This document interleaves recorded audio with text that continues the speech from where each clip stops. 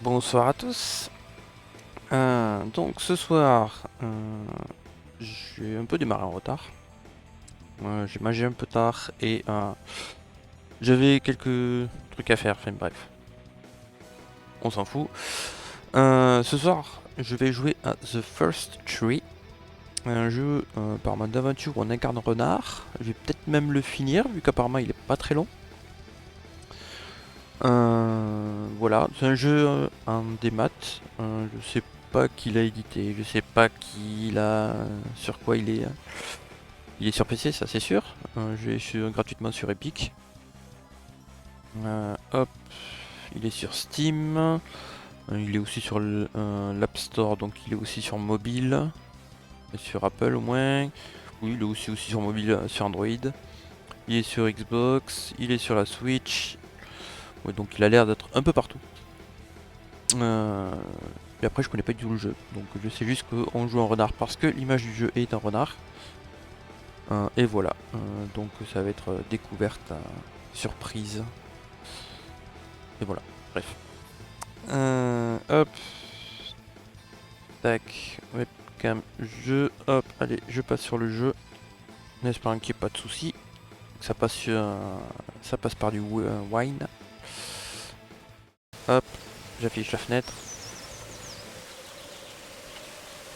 Et c'est parti.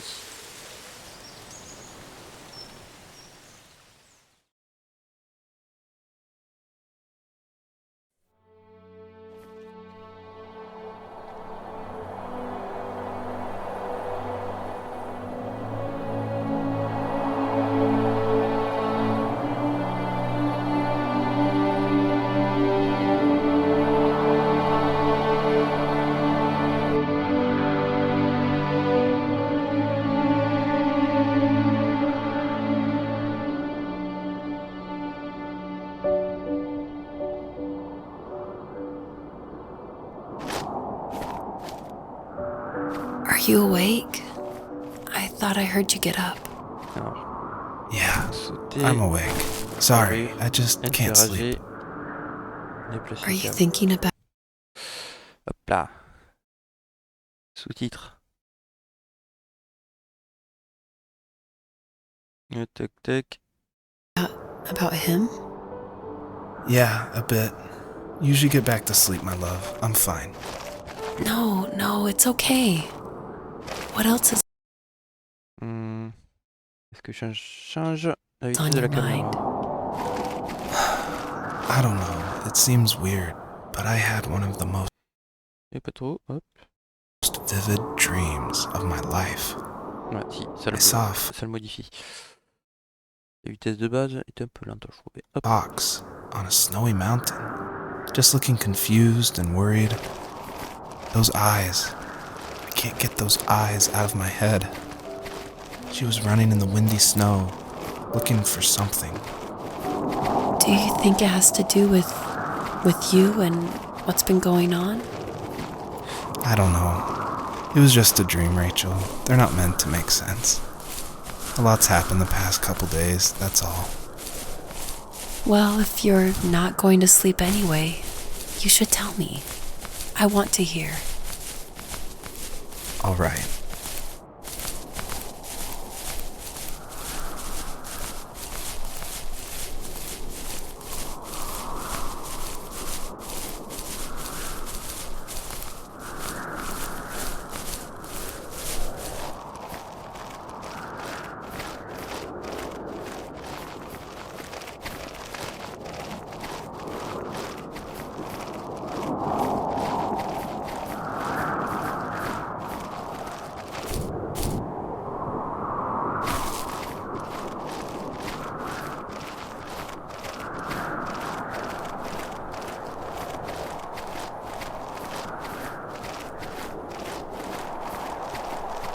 Bon, apparemment, c'est très walking simulator.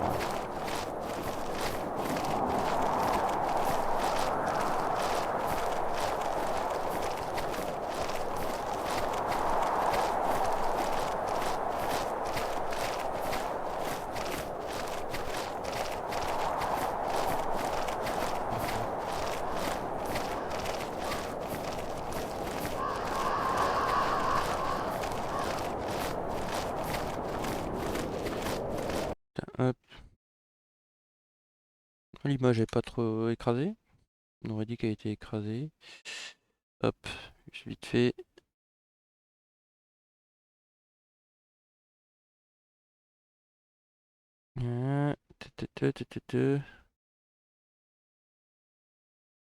Transformer. Alors, 1080, c'est bon. Y a pas de souci. She couldn't stay, though. She had to find her other 2 children. So she took that path. She followed it towards something ancient. Something with answers.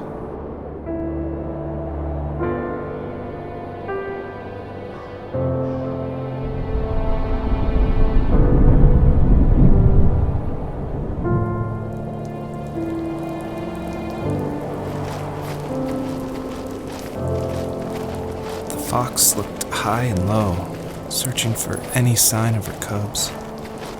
Points of light showed the way to this ancient tree. It was as if each one had a story to tell, all their own.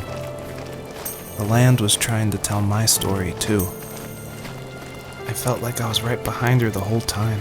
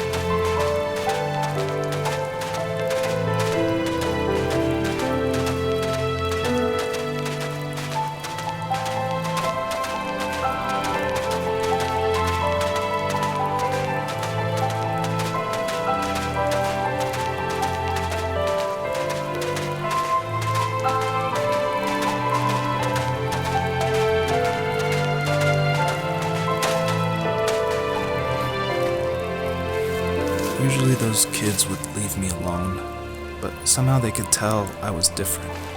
They made fun of how far away I lived. They called my dad a sourdough. I was a blabbermouth as a kid, telling my dad stories I made up for hours. But after that show and tell, I didn't tell him much anymore.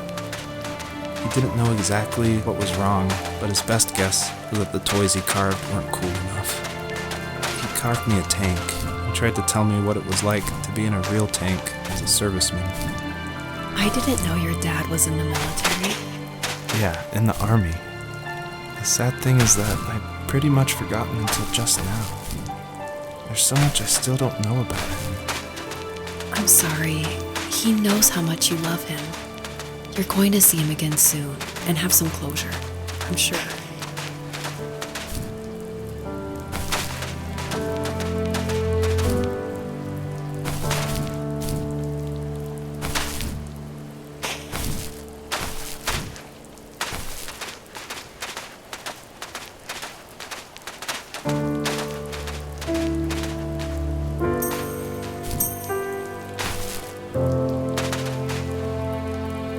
Et donc le interagir c'est sur les sortes de rayons lumineux. Ah, là il y en a. Et les étoiles, je sais pas trop à quoi ça correspond.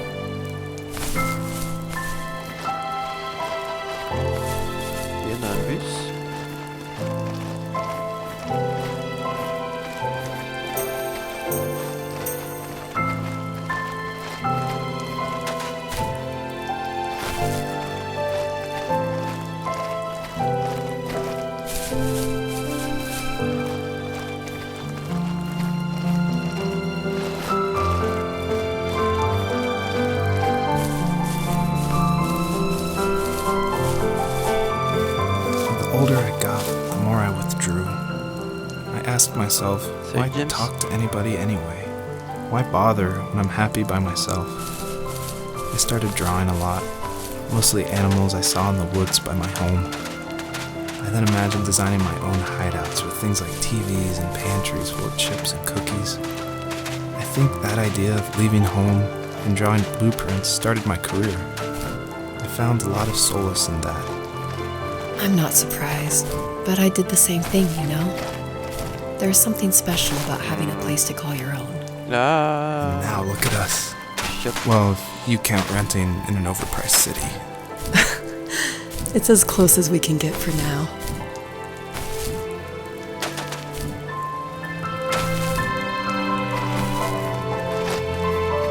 Je sais pas. Voilà.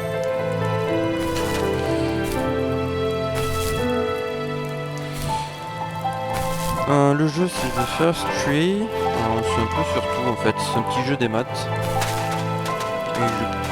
Et je crois qu'en fait c'est genre un walking simulator, donc en fait il n'y a pas grand chose. On suit une histoire. Et elle est pas très longue.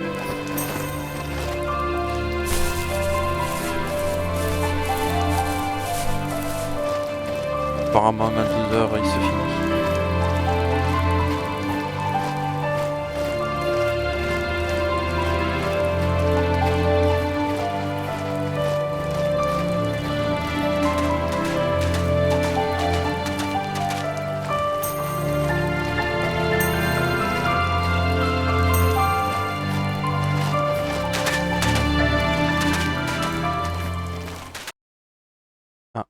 Bon, bah, j'ai loupé plein de zones encore.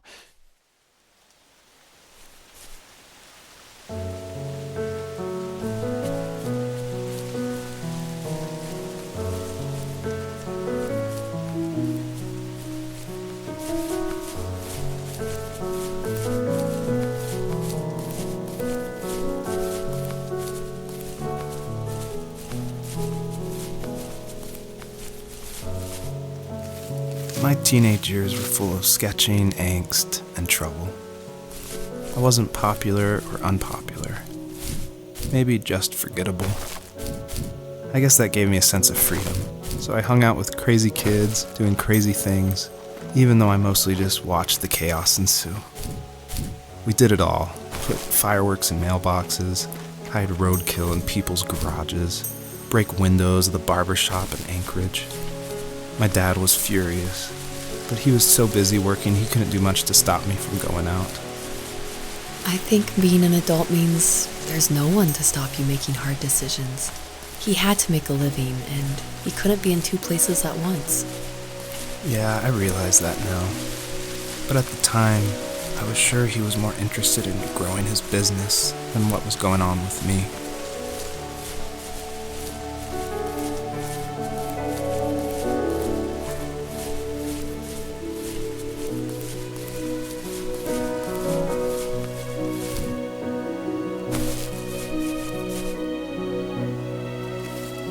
was working another late night, and my friends were over, saying how bored they were and how they had come all the way out to my house for nothing. One of them mentioned how that old, ugly beyond belief truck was still in the garage, and how we should take it for a spin. I was only 15, so I kind of fought it for a while. The next thing I knew, we were careening around the mountain path, rocks spitting onto the sides of the cliff, while my dad's cringeworthy bluegrass blared out the speakers. I drove while my friends were in the back of that yellow and purple truck, throwing beer bottles and trash at anything remotely interesting. Felt like I was soaring in the air with borrowed wings. But all good things have endings. A cop outside of Eagle River pulled us over after he saw us send a bottle rocket into someone's yard. What followed was a long night of talking to disappointed adults and feeling smaller than ever. Ok. Donc des papillons, ça permet de faire un saut plus grand.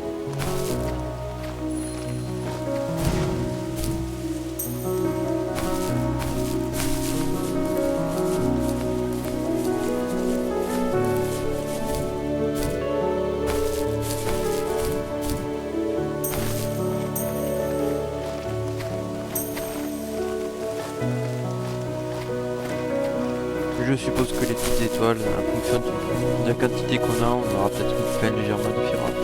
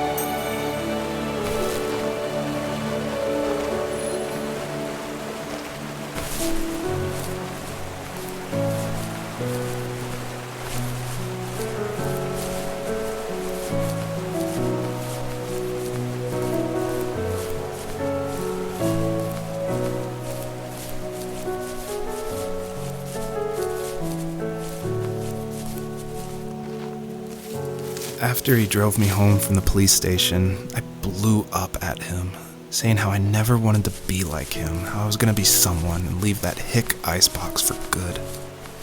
He just looked forward at the road with tired eyes. I took out that bluegrass tape from the cassette deck and chucked it out the window. In my sage teenage wisdom, I thought I had proved the ultimate point, but my dad had a different idea. He slammed the brakes, slowly bowed his head while gripping the steering wheel, and finally looked at me. All he said, like it was a polite request, was, "Make this right." I sat there in silence, fuming, but I eventually got out and combed every square inch of the woods, muttering profanity after profanity. I found it 30 minutes later, near a small waterfall off the road.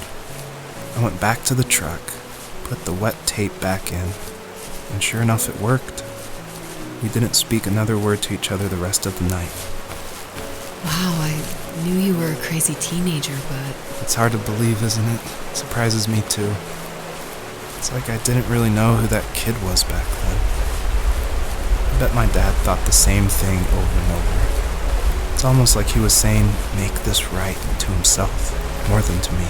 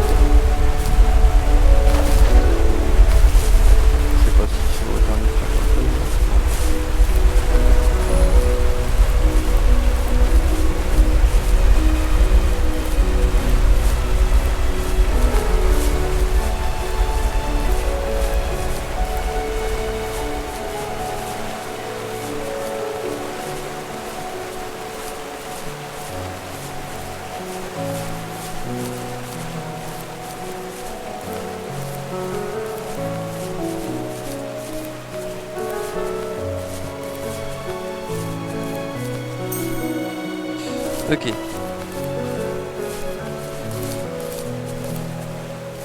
93. Ah oui.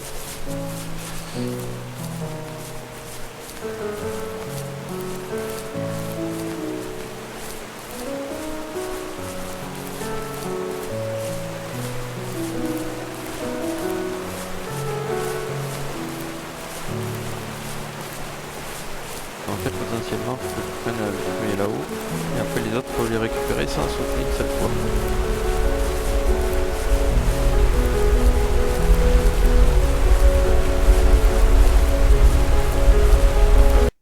Peut-être le son un poil fort. Un peu. Tac.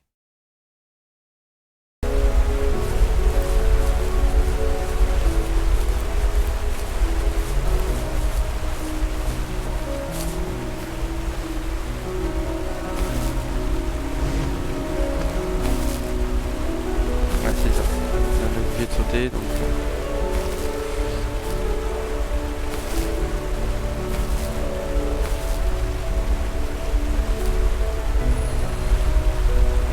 maintenant faut plus sauter.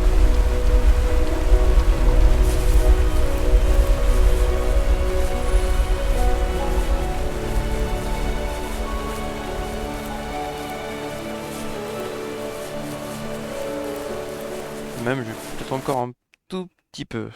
Je vois que c'est encore dans le... des fois dans le rouge. Tac.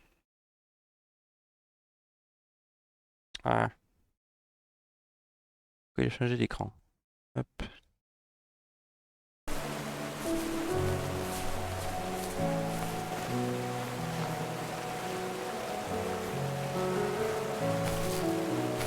Et 2, 3.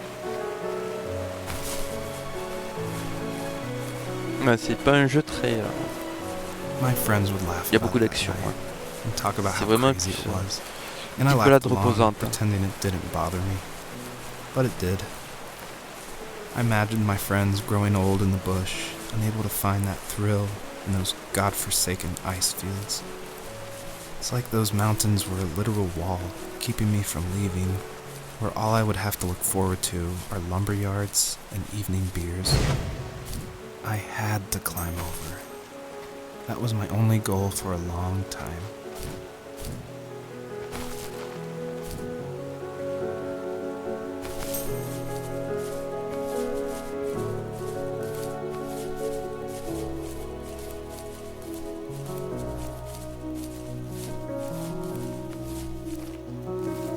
If there was some way I could take my love of drawing and turn it into a way of escape, nothing would make me happier. I wanted to create instead of tearing trees down. I wanted to move to the lower 48, not because I hated it there in Alaska, but I hated the idea of it. It's like all of that spite inside me had created this monster which followed me around my whole teenage years. I put so much energy into doing what others didn't expect of me. Why did I do that? There's one fact you're forgetting, though. If you didn't have that fire in you, we probably would have never met.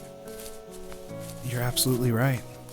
Maybe the destination is all that matters in the end. But then why am I awake? Why am I seeing this fox go on her journey? And why can't I stop thinking about my dad?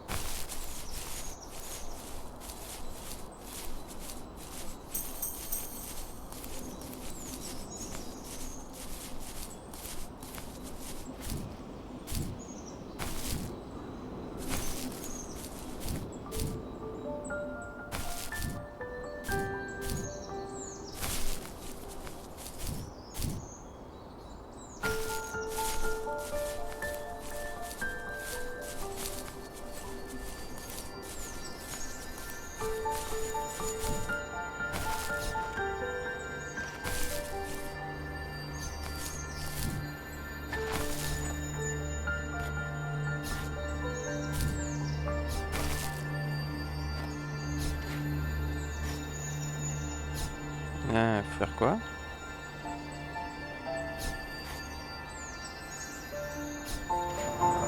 Ok.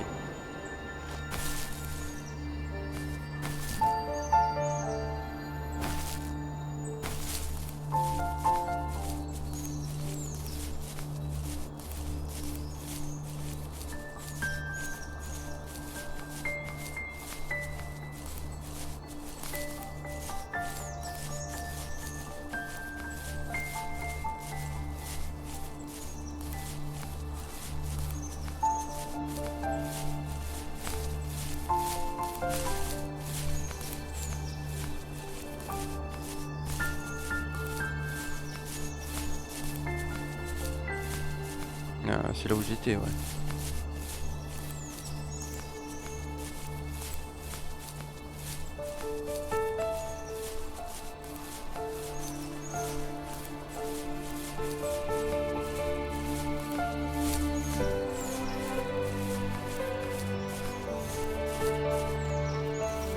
On our property, there were old abandoned pieces of a shed and car long left unused.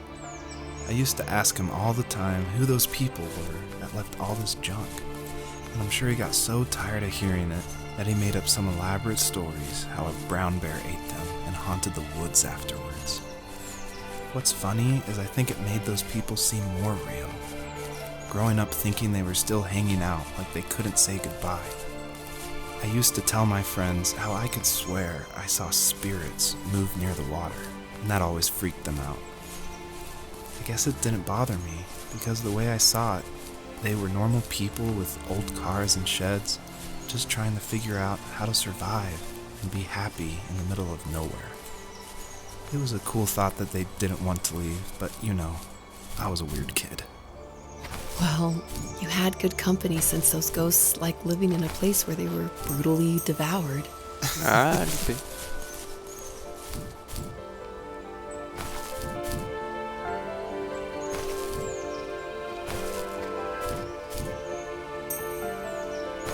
Ah.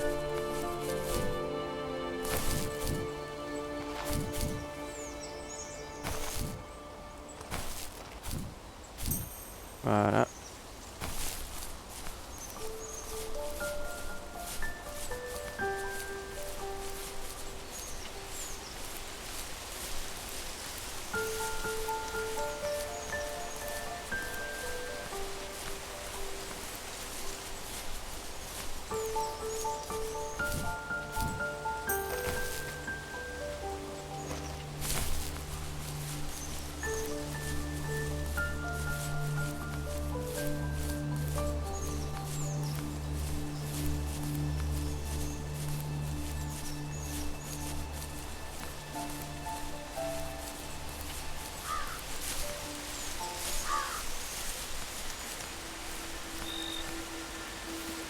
Even at my most distant, at the times when I detested him the most, he kept reaching out. For a year straight, he asked me every week when we were going camping. I thought he was just dense. Eventually, to shut him up, I agreed. We carried out the worn lawn chairs from the garage and set up a cinder block campfire at the site we'd always used behind the house. We walked down the mountain path, talking in the warm sunshine we only got a couple months of the year. Those 3 obsidian rocks shimmered alongside the shore, almost like sparklers pressed against a dark window. I'll never forget that wet stone on my feet, or how those massive mountains looked even bigger in the lake's reflection. I felt small, but grateful. As the sun set, my dad found something I hadn't seen for a long time. The tree where I'd made my first carving when I was 6.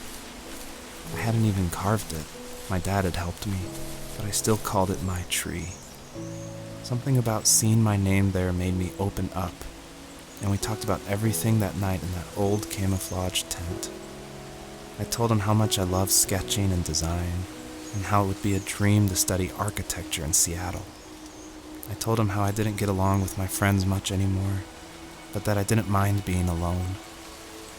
He told me he was there for me, and he joked that if all he had to do was write my name on a tree to finally get me to talk, he would have left me carved logs with novels on them in front of my room every morning. I don't know why it took me that long to realize it, but it was then I knew how much he had sacrificed for me.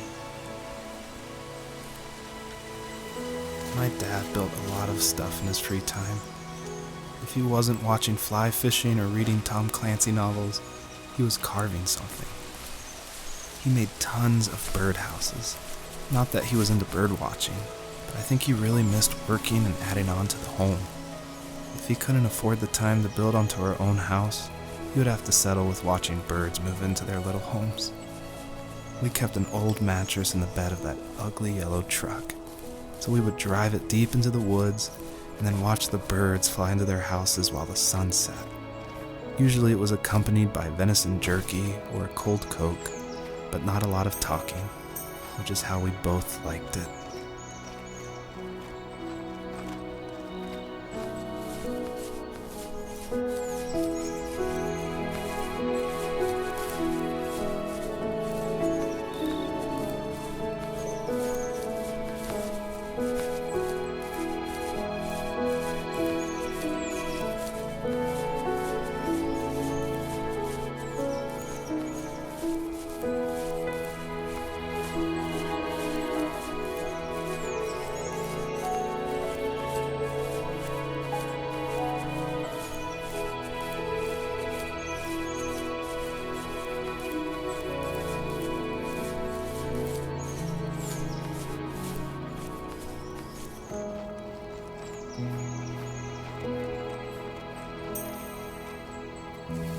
We were happiest underneath the evergreens.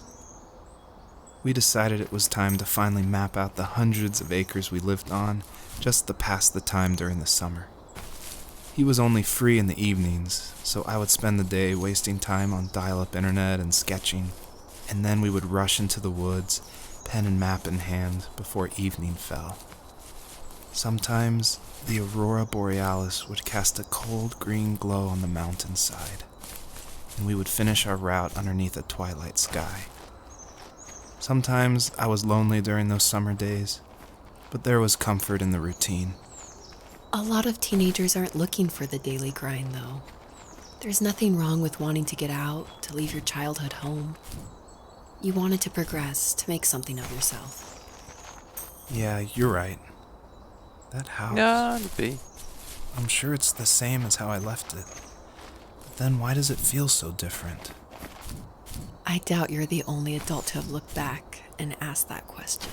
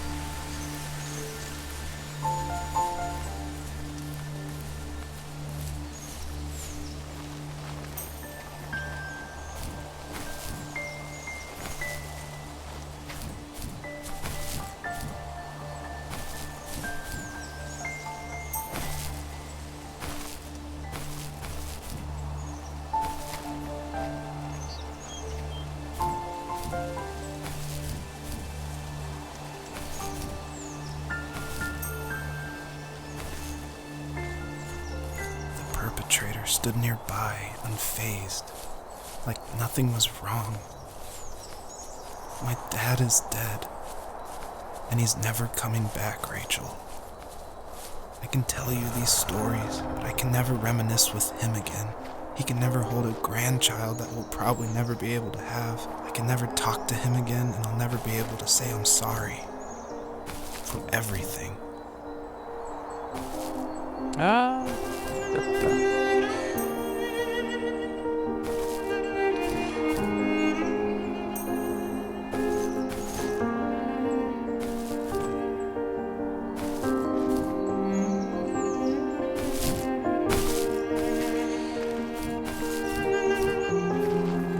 Si on peut remonter. Voilà.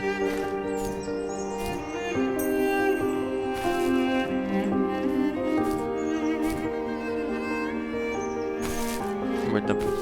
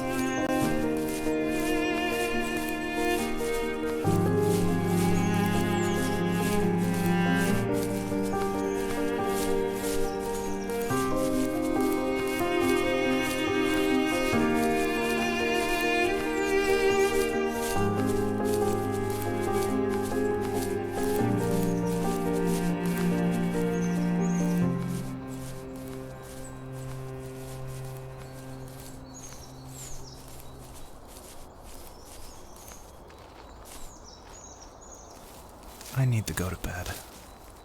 I just can't talk about this anymore. Good night.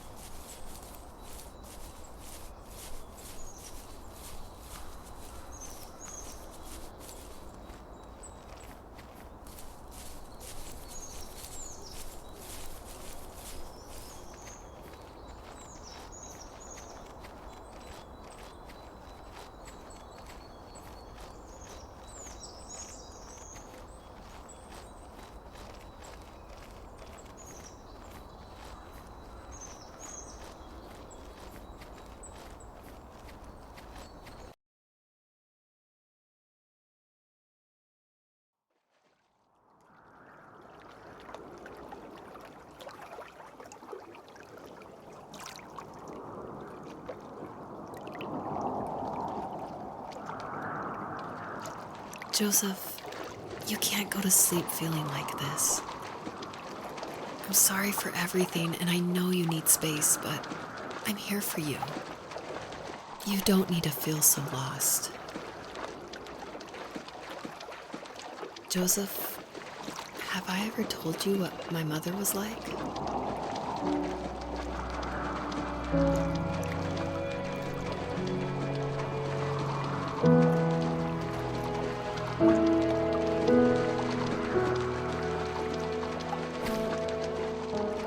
You know what it's like not to have a mom at home. And you know how hard that made my childhood. What helped me was watching the birds in the morning before the school bus came. I thought that my mother was one of those birds, and it made me want to be free like her. My mom taught me how to fold origami cranes while she was in the hospital. So I told myself I would fold one every day until I could fly myself. I think we both have always loved animals, and for me that love started with a dog. Sometimes this Rottweiler would come up to our property line and wait at the fence for me, but only once in a while. I was sure to check every day immediately after school, and it usually ended in disappointment. I would even steal money from my passed-out dad just so I could buy these off-brand dog biscuits. Even when she did stop by, she never went beyond the fence. Why was she so scared? I think my dad was the opposite of your dad in almost every way, except he was in the military as well. He coped with alcohol of every kind. The trailer started falling apart, he got angry, and I withdrew. More and more I became the weird, quiet kid who made lots of origami birds and carried dog biscuits around. I think we were pretty similar when it came to being the weird kids. And that same sincerity in college was one of the reasons I was so drawn to you. Life got worse and worse. And at one point, I really didn't think I could survive another day with my soul still intact. I had no real friends, let alone neighbors, since we lived in the middle of nowhere. I should have talked to my teacher, but I was scared what he would do if he found out. As I waited for the school bus one morning, I walked around until I found something in an abandoned shed. Something I can't put into words.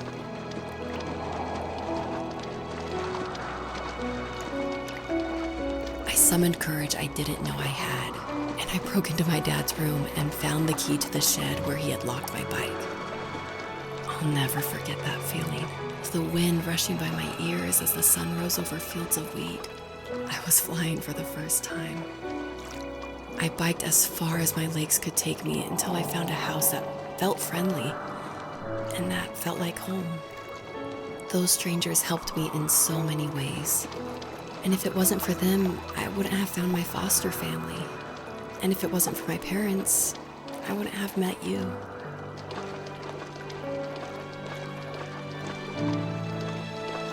You have strength, Joseph, and you're not as alone as you think. It's all just so pointless. Just waiting for life to happen. It's like having the home I always wanted is cursed out of my reach. The thought of being a parent myself. How could I do that when I couldn't even be a good son? I'm sorry. I know what you're saying. I just don't know how things will work out. These quiet hours will turn into years. We'll wonder which roads passed us by. Then we'll forge a new road together. Besides, I discovered for myself that one fateful morning where any hopeful road leads to. There may be thorns and mist, but it always leads to the same thing. And what's that? Family. I'm so glad that you're part of my family, Rachel. And I'm glad you're part of mine.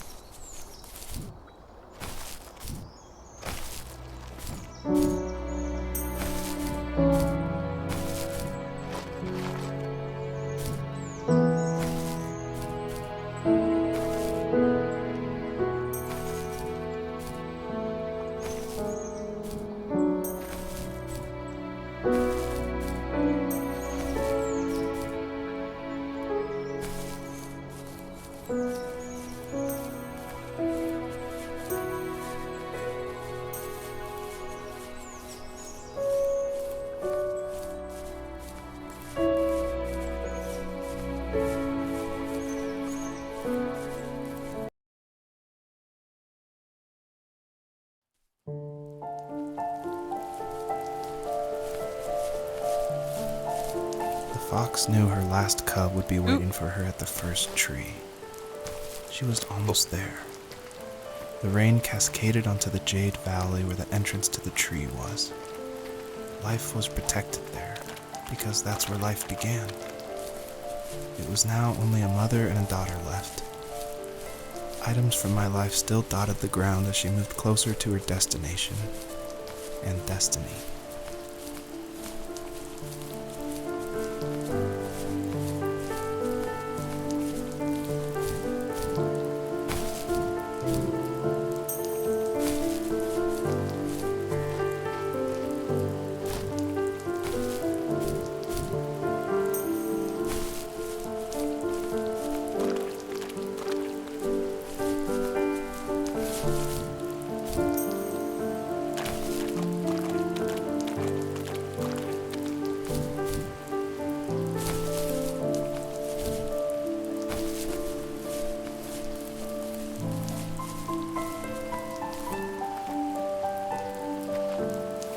At the end of high school, I felt something I hadn't felt in a long time.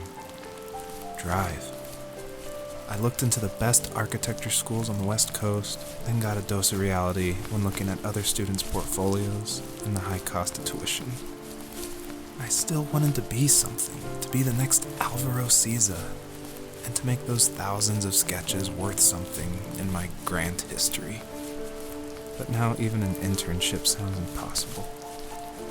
Siza helped me understand how essential emotion is in architecture, and he also said light is the real composer of space. I like to think these glints of light, like not finding a job or even a strange dream about a fox, are something I should be thankful for, even if the illuminated space is something I'm less than comfortable with.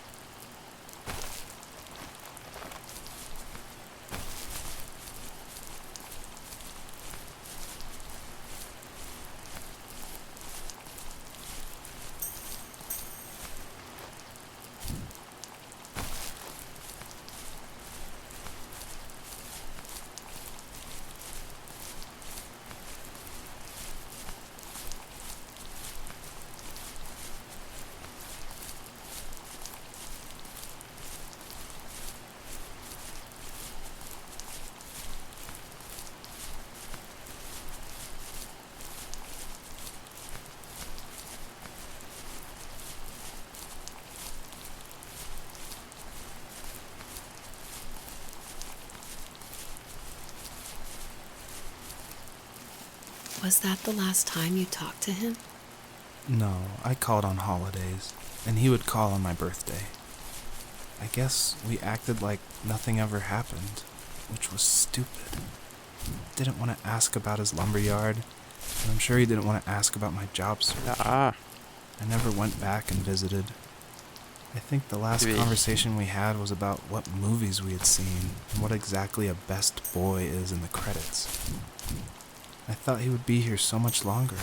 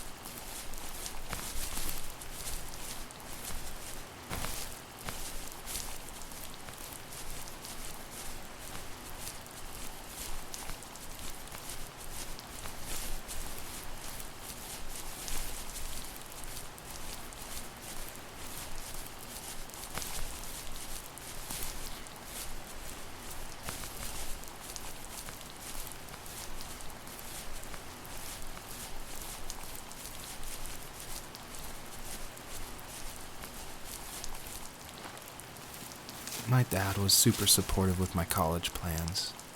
To a point. Things were okay until this terrible accident happened. I guess a forklift flipped over due to a bad axle, and it crushed one of the workers there. My dad didn't eat for days, even though he wasn't directly involved. It devastated him. Not only did it hurt the business, but it just freaked him out. He would talk in his sleep, muttering things about firing people and saying sorry. One fateful day he approached me, said that since my school search wasn't going well, I should finally be a man and take over the family business. He said one day he was going to die, and that all of his work, sacrifice, and even that man's life would be wasted in vain. I just lost it. Teenage me just exploded at the thought. I screwed up. I said things I shouldn't have. He was having a crisis, and I pretty much spit in his face.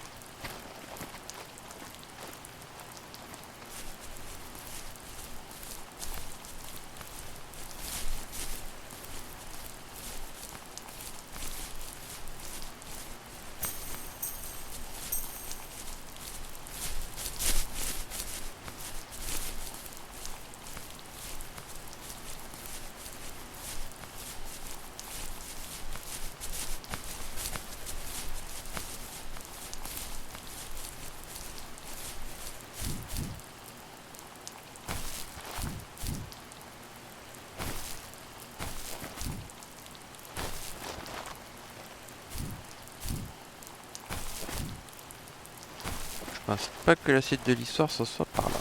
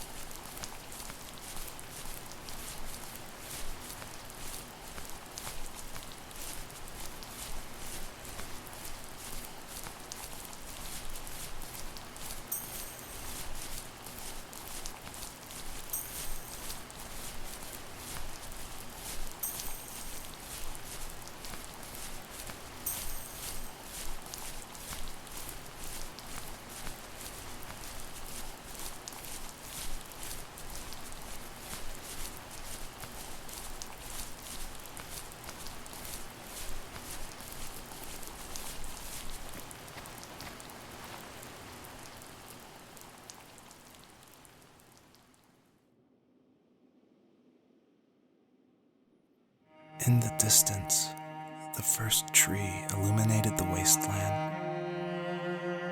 She couldn't go home anymore. She did the only thing she was capable of. Moving forward.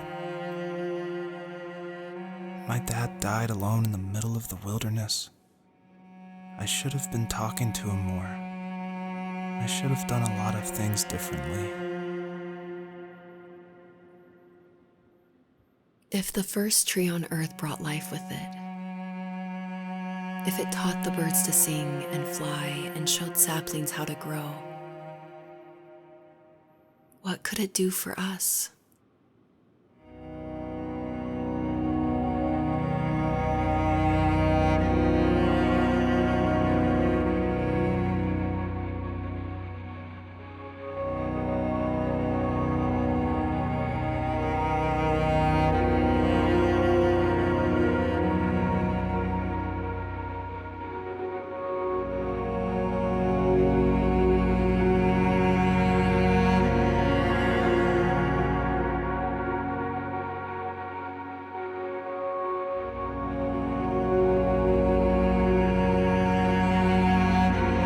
There was a letter I received yesterday from a name I didn't recognize, with a quote I can't stop thinking about. Death is not the opposite of life, but a part of it. More and more, I'm realizing one important truth. Each of us have our own journey to the first tree, but sometimes I'm not sure I'm ready to take that first step. You already have my love.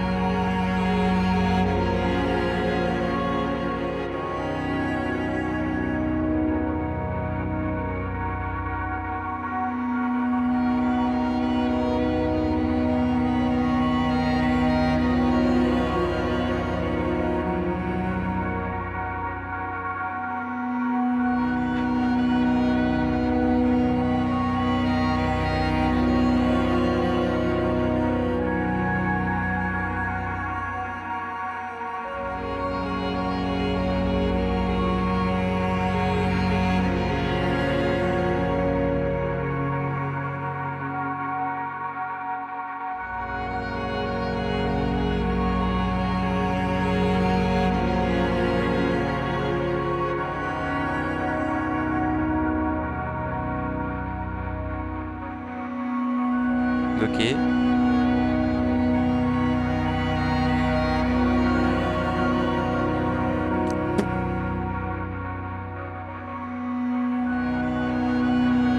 Ah, ok, en fait, chaque étoile permet de taper une lettre de plus dans le message.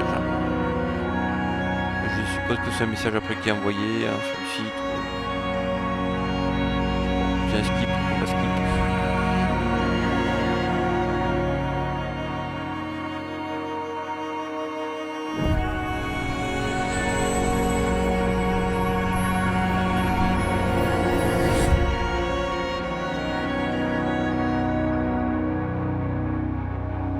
I guess her journey was over, but I have no idea. It was only a dream, a distraction from tomorrow. I don't think dreams normally bring back to memory so many important feelings. Maybe it was just a dream, but it was also a gift. Yeah, I suppose. But tomorrow we're getting on a plane to the last place on Earth I want to be. The only person that would have made the trip worth it is gone. You're going to see him and be with him one last time before you say goodbye. I have one last quote for you by Emerson, sealed in an imaginary letter from me to you. It is the secret of the world that all things subsist and do not die, but only retire a little from sight and afterward return again. Go to sleep, my love. We have a big day tomorrow, but I'll be there with you every step of the way. Thank you. Thanks for listening. Good night, Rachel. Good night, Joseph.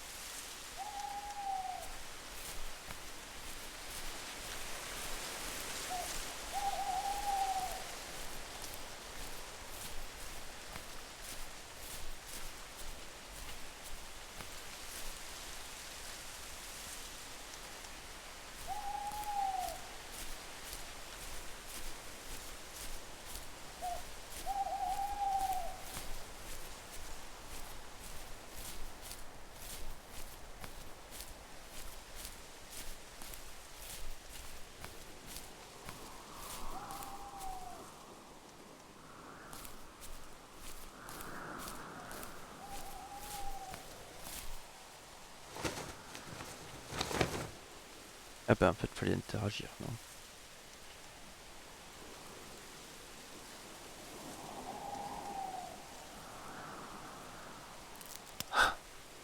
What the hell?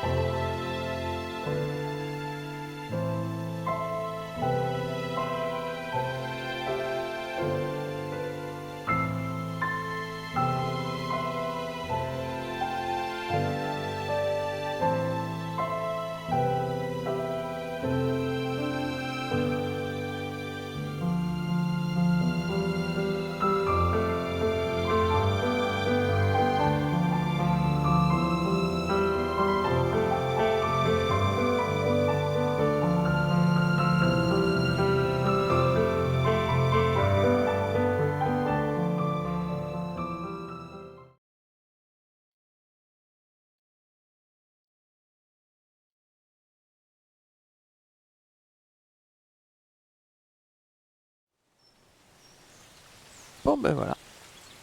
Bah il était pas très long, ouais. 1 heure. Peut-être un poil plus si on veut vraiment choper toutes les petites étoiles. Mais bon, ça change pas grand chose. Je suppose que le message qu'on avait à la fin, si on avait tapé notre message, on l'aurait eu en fait. Ouais. En gros, oui, c'est l'histoire d'un homme qui se confie à sa femme, qui apparemment va bientôt avoir une petite fille. On dirait que c'était plutôt rose. La salle qui commence à peindre dans sa maison à la fin et qui donc venait de perdre son père et donc évoquait tous ses regrets qu'il aimait de son père et même s'il s'était fâché avec lui durant son adolescence, qu'il avait eu des soucis un peu partout. Et du coup, qui regrettait de ne pas avoir pu lui dire entre guillemets au revoir. Il se remémore ça sous la forme donc d'un rêve dans lequel il est il voit une renarde. Et voilà, et à la fin, on découvre 6 mois plus tard que finalement, je suppose qu'il a aménagé dans la maison de son enfance, perdu dans l'Alaska, qu'il est revenu aux sources, et qu'il a retrouvé le premier arbre sur lequel était écrit un mot de son père. Je suppose, c'est mon interprétation. Voilà, voilà. Donc, ouais. C'est le petit, ouais, c'est du pure walking simulator où on avance et on écoute l'histoire. Ça fait très comme Dear, Dear Esther sur PC aussi. Je sais pas si c'était sorti sur console. Ou pareil, on suit une route encore plus fermée que là, parce que là encore on pouvait s'écarter un peu. Mais on suit une route et en fonction de certains points, on déclenche des morceaux d'histoire. Sauf que dans Dear Esther, en fait, je crois qu'on avait 4 ou 5 histoires qui se mélangeaient entre elles. On n'entendait que des bouts d'histoire random entre chaque moment où on attendait un morceau. Voilà, voilà. Ouais. C'était le petit jeu. Comme ça, je pourrais le marquer dans mon backlog. C'est bon, c'est fait.